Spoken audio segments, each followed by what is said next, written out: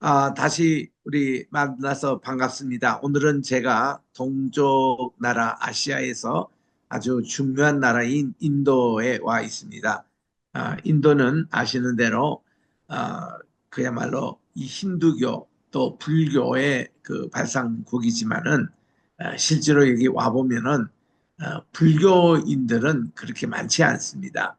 아, 이게 통계를 보니까 힌두 교도들이 한 87% 정도, 그리고 이슬람 교도들이 약 한 10% 정도, 그리고는 기독교가 2.3%, 그리고 이제 불교는 0.7%밖에 되지 않는 이런 통계를 보게 됩니다. 그만큼 이 인도가 이렇게 그 불교의 발상국이지만은 굉장히 이는 낮다는 거. 이는 이스라엘도 그렇지 않습니까? 이스라엘에 가보면 기독교의 발상지자고 하지만 기독교 인구는 그렇게 많지 않습니다. 그런 것과 비슷한 것이 인도에도 이렇게 와서 느낍니다. 인도 공화국은 남아시아에 있는 나라로 인도 대륙의 거의 대부분을 차지하고 있습니다.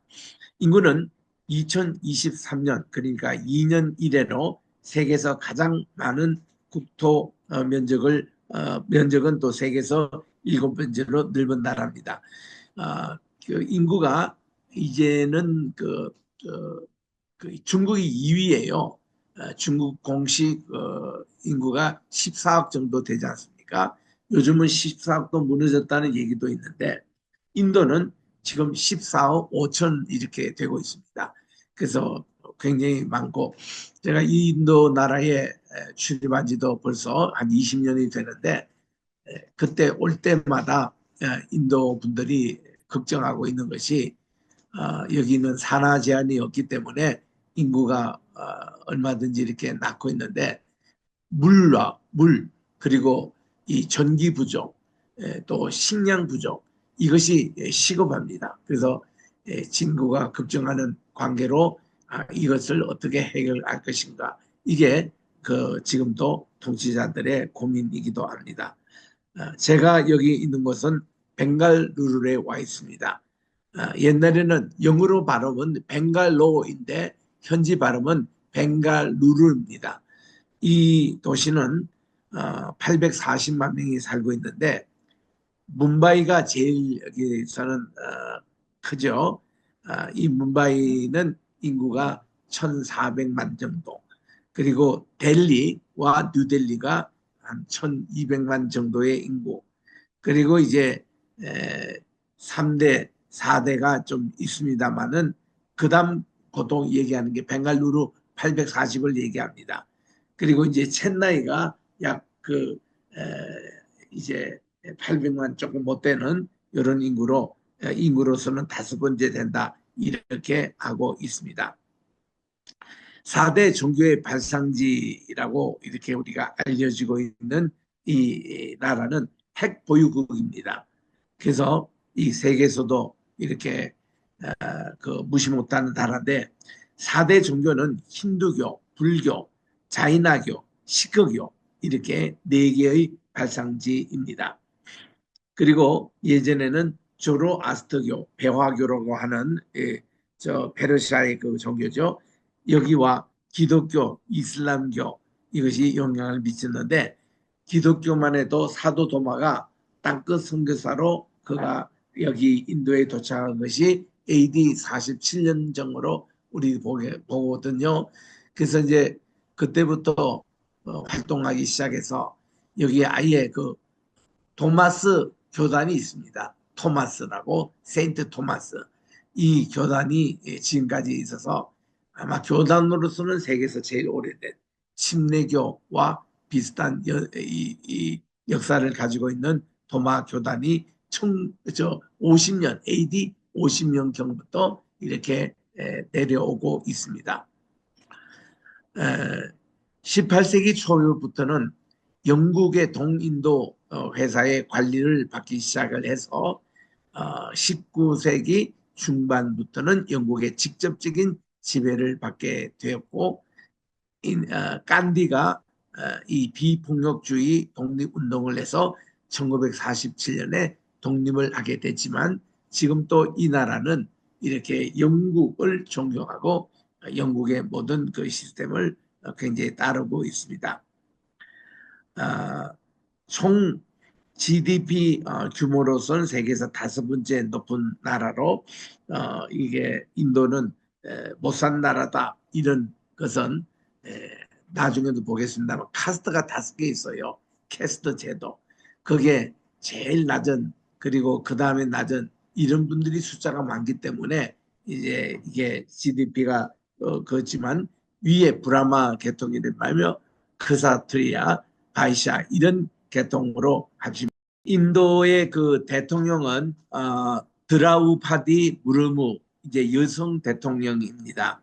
그런데 이분은 실권이 그렇게 없고 실권이 있는 것이 총리인데 이 총리가 모디 총리 연세가 좀 되셨죠. 근데 이분이 워낙 인기가 좋아서 올해도 이게 선거가 있는데 아마 또 재선될 것 같습니다. 이렇게 해서 인도를 이렇게 다스리고 있습니다. 인도의 이제 우리 지도를 보면은 북쪽에는 중국과 파키스탄, 네팔과 이렇게 또 방글라데시 여기와 국경을 이루고 있고 대부분 인도가 밑에는 인도양화 접하고 있고 남쪽에는 접하는 것은 아니지만 스리랑카가 있습니다. 이게 이제 인도의 전체의 모습이고 인도는 약 250명의 종족이 살고 있고 언어도 그만한 언어가 있습니다. 제일 대표적인 언어는 힌디를 사용하고 있고 영어는 뭐 어디 가도 이게 통하는 그런 이제 영어입니다. 이런 중국의 저 인도의 지도를 우리가 보면서 우리 뭄바이부터 옛날에는 bombay라고 했죠. 제가 인도에 처음 왔을 때는 이게 bombay라고 지칭했는데 어느 순간부터 뭄바이라고 하더라고요. 1300만 최대의 도시로 이 뭄바이는 이게 마하라슈트라 주의 주도입니다. 1995년 이게 bombay에서 뭄바이로 이름을 바꿉니다. 95년도에 거기가 이제 인구가 그 1300만이어서 우리나라 현재 서울 수도권 중심의 인구 그 정도 됩니다. 인도의 상업 중심지자 세계에서 가장 많은 영화를 제작하는 영화 산업의 본고장이기도 합니다. 인도 하면 영화로 유명하지요. 최근 인도 경제의 견인 세력들이 모여 그 열기를 더하면서 하루가 다르게 성장하고 있는 곳이 이곳 뭄바이입니다. 여기 사진이 이렇게 나오는데 아주 잘 지어진 이제 현대식 건물과 또 이제 과거의 클래식한 건물이 함께 아울려져 있는 이런 모습들을 보게 됩니다. 우리 인도 하면은 이 문화권이 인도 유러피언 언어라 그래서 이제 유럽과 백인의 그런 뿌리 그리고 인도까지 연결되는 또 토이미가 얘기했던 4대 문명 가운데 하나 그게 겐사스 강과 인더스 강이 흐르는 바로 이 인도입니다. 그래서 여기는 많이 그 중요했던 곳인데 영국 지배하에 들어가서 영국의 영향을 많이 받습니다. 마하트마 간디 본래 그의 이름이 마하트마라는 말은 들어가지 않습니다. 이거는 위대한 그런 사두라는 뜻인데 이 간디의 비폭력 그리고 평화운동 이것이 이제 목표 들어가서 이렇게 영국으로부터 평화롭게 1947년에 독립을 할 수 있었던 참 그런 곳입니다. 그래서 우리 이 간디에 대해서 우리 여러 가지 많은 예화도 있고 있는데 이분의 본래 이름이 모한다스 카람찬드 간디입니다. 1969년도 태어나서 1948년도에 돌아가시기까지 참 이분은 뭐 그 자체가 뭐 노벨상 받는 그 이상 마트마라는 얘기를 붙은 것은 이게 위대한 영혼이라는 뜻으로 인도의 시인 타고로가 지어준 이름이라고 합니다. 영국 유학을 다녀왔고 영국의 식민 기간 중에 대부분을 영국으로부터 인도 독립운동을 시도를 했습니다. 그다음 아까 말씀드린 또 카스트 제도에 대해서 인도를 알면 이거를 꼭 아셔야 됩니다. 카스트라는 말은 포르투갈어 카스타에서 나왔습니다. 이거는 세계의 수많은 전근대 사회에서 나타났던 문화 사회적인 현상으로 일정한 신분 사회 계층 이런 집단의 지위를 자손 및 후손 자손 대대로 세습 및 대물리기 하는 제도와 풍습입니다. 그래서 이 아시아 국가 가운데는 인도의 비합법적인 제도와 최후진적 풍습이 지금도 악명높도록 있습니다. 이 카스토 제도는 인도에서 유럽, 즉 포르투갈과 스페인계, 인디안계의 후손들이며 그들의 이제 일반적인 그 구학 제도인 인디언 카스토 제도, 이게 이제 최악의 광범위한 성행의 불씨가 되게끔 처씨를 뿌린 것으로 알고 있습니다. 여기 이제 보면 제일 카스트 제도에서 승려 계급이 있어요. 브라만 이것은 가장 높은 계급이고 종교 의식 주관을 하고 지식 전달하는 사두라 그럽니다. 그 여기 인도에서는 종교적인 지도자를 사두라 그렇게 하는데 사두라는 이 명칭을 가진 분들은 가장 존경을 받습니다. 그 견자스 그 강의에도 보면은 이런 사두들 가운데서도 강물에 제일 먼저 뛰어드는 분들이 이렇게 전나 모든 거 다 이렇게 그 실화에 하나 걸치지 않고 남자들이죠. 그들이 먼저 이렇게 뛰어들이는 예식이 아주 많은 사람들이 부러워하는 그런 사두들의 정결 예식입니다. 그 다음 나오는 이게 카스트가 크사투리아라고 합니다. 이들은 국가 유지, 통치, 그리고 정치, 군사, 왕족, 귀족, 장군들, 이게 크샤투리아는 우리 인도 사회를 실질적으로 이렇게 장악하는 그런 많은 뭐 교수들까지 다 여기 포함되어 있는데 이 크샤투리아 인구가 꽤 됩니다. 이들은요 언제든지 세계 어디든 여행할 준비가 돼 있는 그런 재정을 갖고 있습니다. 그래서 이들이 뭐 미국도 많이 와 계시고 뭐 영국도 많이 오시고 또 심지어 한국에도 많이 와 계시는데 이들 가운데 그 IT 산업에 밝은 분 또 이 재정권이 또 있는 분들 이런 분이 많아서 굉장히 그 아주 인도 사회에서는 부유계층에 속하는 귀족층입니다. 이게 크샤투리아. 그리고 이제 평민 그런 것을 바이샤라 그렇게 얘기하는데 이들은 생산, 농업, 상업, 수공업에 이렇게 이제 충실하는 분들입니다. 일부 또 IT에도 이렇게 관여하고 있는 바이샤, 평민 계급입니다. 그 다음 이제 그 밑에 카스트라가 이제 카스트가 수드라라고 합니다. 이 수드라는 우리가 흔히 얘기하는 노예, 종, 메이드 이런 사람들입니다. 장 청소하고 이발하고 또 운전도 이렇게 하고 이런 분들인데 많은 이런 분들의 주민들이 정복된 주인, 인도 제국이 활발했을 때에 주변에 정복을 당했던 많은 분들이 잡혀와서 여기에 이제 있던 정복 주민들 수드라 계급이에요. 그리고 여기 하나 더 있습니다. 옛날에 우리 교과서에서 배울 때는 네 개만 배웠는데 여기 이제 오면은 하나 더 있는 게 달리스라는 계층이 있어요. 달리스를 하리잔이라 그러는데 카스트 제도에서도 속하지 않는 불가촉 천민을 얘기합니다. 우리 한국에 있는 백정 계급이라고 할 수가 있습니다. 이런 이제 카스트 제도 이것이 이제 포르투갈어에 나온 것으로 여기 인도가 세계에서 제일 지금도 이렇게 딱이기 때문에 이들은 이제 그 유네스를 믿어요.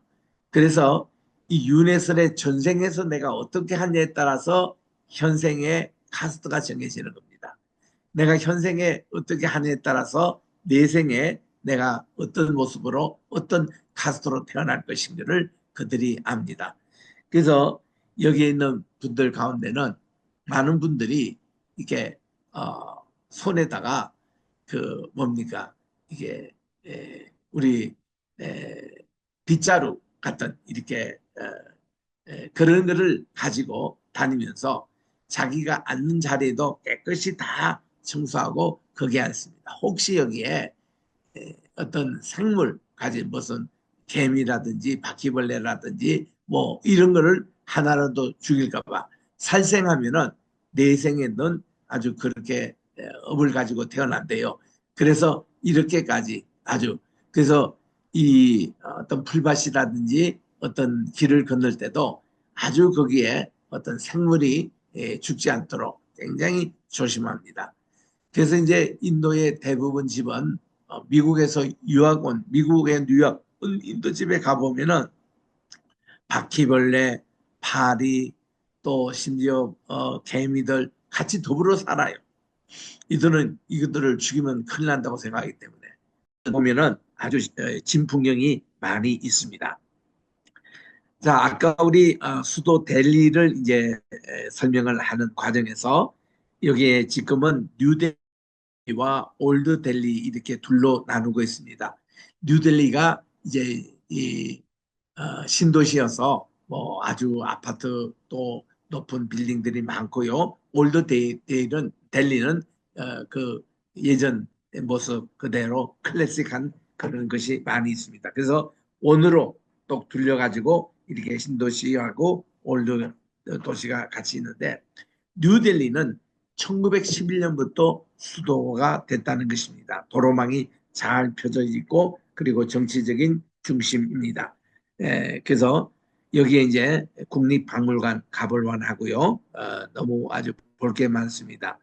여기에 전성기였던 무굴 제국이 있는데 무굴 제국의 세빌화 오라라며 또 수사본 각종 미네품이 이렇게 다 전시가 되고 있는 게 국립박물관입니다. 무굴 하면은 우리 예전에 몽골 있죠. 바로 그 후예들입니다. 거기서 이제 무굴 황제인 세자한이 왕비 문타즈 마할을 추모해서 이제 타지마할 이거를 지었습니다. 이 타지마할은 이제 매일 2만 명씩 동원해서 22년간 지어진 건물이기 때문에 그러니까 그 이집트에 보면 피라미드가 그런 그 규모로 지었지 않습니까? 그러니까 인도의 피라미드에 해당되는 것이 타지마할 이렇게 그 왕이 자기 그 부인을 위해서 이렇게 참 지어준 것으로 1632년부터 1654년 동안 지어진 것입니다. 이 타지마할은 이제 무굴 제국의 대표적인 건물입니다. 무굴 제국의 황제 샤자한이 자신의 총애하던 부인 문타스 마할로로 알려진 아르즈망 바누 베굼을 이제 기리기 위해서 이렇게 무덤을 건축을 명하여 2만 명이 넘는 노동자로 하여금 건축하게 했습니다. 이게 가보면은 야 이게 정말 세계 불가사의 가운데 하나에 속할 정도로 굉장히 대단합니다. 이게 이제 무굴 제국 그 입장료도 1250 루피를 받는데 우리나라 돈 약 2만 원인데 인도에서는 이거 굉장히 비싼 그런 입장료입니다. 여기 이제 보는데 이전에 우리 문재인 대통령 부인인 김정숙 여사가 여기 이거 보러 이렇게 일부러 찾았다는 바로 그겁니다. 그분도 뭐 이렇게 왕비 대접을 원하는지 모르겠는데 좌우지간 이거는 겉에도 겉이지만 안에 들어와도 대단하게 안팎이 세계적인 수준으로 이렇게 지어졌습니다. 먼저 여기에 들어가 보면은 타일로 야 세계에서 이렇게 참 이런 건물이 있을까 할 정도 굉장히 정교하게 지어졌어요. 그게 참 압도합니다. 또 입구에 보면은 코란경의 한 그 뭐 알라시는 위대하다 이런 거를 타일로 이렇게 딱 정교하게 했는데 키아전 구조로 딱 이렇게 좌우 대칭해서 이렇게 섰던 이런 모습들도 참 볼만합니다. 그래서 이 무굴 제국 전성기 때 지어진 이것은 유럽의 그런 건축술과 또 이슬람의 건축술과 또 내부 장식 이게 최고조로 이룰 때 이게 된 작품이기 때문에 정말 괜찮습니다. 이게 이제 타지 마할 내부 모습, 왕궁 무덤이 안에 있습니다. 이거 조각한 하나하나 이게 여기 사진으로도 여러분 보시면 알지만 얼마나 정교한지 몰라요. 예술적으로도 그렇고. 그래서 참 예술 또 세계 건축하는 분들 정말 그 압도할 만한 이런 모습들이 있습니다. 내부 사진들 이제 사전에 이제 보시면 여러분들 한번 쭉 보시면 돼요. 바로 그 옆이 아그라 포트입니다. 이 아그라 포트가 이제 이 타지마할 중심의 주변에 있는 그 자연 환경과 또 부속 건물들이 있는 곳인데 정말 이 아그리 포트 여기도 유명한 관광지로 되어 있는데 입장료도 여기 포함하느냐 안 포함하느냐에 따라서 이게 가격이 틀려요. 그만큼 이 아그리 포트도 여기 유명한 관광지로 있습니다. 아그리 포트에 가보면 옛날 성 이것도 이제 보실 수 있고 또 이제 옛날 성체 건물도 이렇게 볼 수 있는 곳으로 꼭 여기도 이제 타지마을 가신 분은 이것도 꼭 보고 오시라는 겁니다. 이거를 추천합니다. 아주 볼만해요. 이렇게 쭉 여러분들 사진만 보시더라도 아주 좋습니다. 자, 그 다음 또 후마윤의 묘지가 있습니다. 이 후마윤의 묘지 이것도 못지않게 아주 그 뉴델리에 있는데 많은 관광객들이 찾아오는 곳입니다. 후마윤 황제는 이분이 1558년에 정원 묘지를 세웠는데 그 묘지가 참 대단한 그런 것으로 이거를 알함브라 궁전 이거 그러죠. 똑같은 이름이 저 포르투갈에도 있지 않습니까? 그게 이 알함브라 궁전이 이렇게 아름답게 또 서져 있습니다. 이슬람 사원으로 이 알함브라 궁전의 특징은 나무를 이용하기보다 물과 대리석을 이용한 알함브라 궁전은 이슬람의 색깔이 짙고 정결하며 엄숙한 분위기를 자아냅니다. 이 알함브라라는 뜻은 빨강이란 뜻이라고 합니다. 그라나다의 왕조가 세운 모스크 또 궁전 요새를 이루는 복합 건물이 바로 이 알함브라 궁전입니다. 그래서 햇빛에 말린 빨간색 벽돌의 색깔에서 유래한 것으로 추측이 되는데요. 이렇게 이것도 한번 가볼 만합니다. 지금 우리 도표에는 이스라엘, 인도, 한국 역사가 이렇게 대조해서 이렇게 나옵니다. 여기 보면 이스라엘 역사가 BC 4000년부터 현재까지 쭉 나오는데 이스라엘이 페니키아, 페르시아 그거를 이제 지배를 받았고 페니키아 여기에서 뭡니까 바알 종교 그거 여기 페니키아에서 나왔잖아요. 그다음 다윗 왕국이 있었고 아수르 지배를 받았고 그리고 헬라 제국 이때 그 알렉산더가 여기까지 침범했습니다. 로마 제국 시대가 있었고 동로마 시대 그리고 이슬람 시대가 있었습니다. 그리고 400년 동안 투르크 오스만 터키를 받고 있다가 이제 그 마지막에는 영국으로부터 이스라엘이 1948년 5월 14일에 독립을 했습니다. 여기에 대비해서 이제 인도를 보면은 고대에는 인더스 문명이 있었고 그리고 도시 국가로는 모헨조다로가 있고 또 마우리아 왕조 또 큐샨 왕조 그리고 이게 분열 왕국으로 갔다가 무굴 제국 이슬람이 다스릴 때입니다. 그리고 영국 직할에서 인도로부터 독립했던 이것을 보면서 한국은 고대에 단군 시대가 있었습니다. 고조선이 있었습니다. 발해와 사만 시대가 있었어요. 삼국 시대가 있었습니다. 근데 삼국 시대에 간선 일본 영향을 받은 역사가들의 그 주장이고 우리 민족 우리 그 사관을 가진 분들은 사국 시대 이해합니다. 가야가 있었기 때문에 고구려, 백제, 신라, 가야를 꼭 넣어야 합니다. 통일시대 신라가 있고 고려, 조선시대 그리고 일제강점기 이후에 우리 한국이 1945년에 독립이 됐던 요거를 비교해 보면 이스라엘과 인도와 한국이 굉장히 아주 공통점이 많습니다. 자, 이제 그 다음은 우리 사진은 겐지스 강에 하는 정결례 있습니다. 이건 우리 송사라 전도사님이 최근에 이제 한 보름 전에 여기 오셨죠. 그때 이제 찍은 곳인데 이거 사진 찍기가 쉽지 않은 곳인데 겐세스 시대에서 이렇게 정말 정결례하는 모습. 아까도 제가 설명대로 그 브라만 계층의 사두들이 1년에 뭐 수백 명씩 와서 여기에 물에 뛰어들습니다. 아주 다 완전 나체를 하고 이제 그게 굉장히 그 인도 사람에게는 추앙의 그런 모습으로 나오는 정결례를 하는 곳입니다. 그래서 우리 인도에 오신 우리 네 분, 지금 이 사진을 부진을 찍고 계신 분은 우리 향기 나는 나무 교회의 우리 목사님이세요.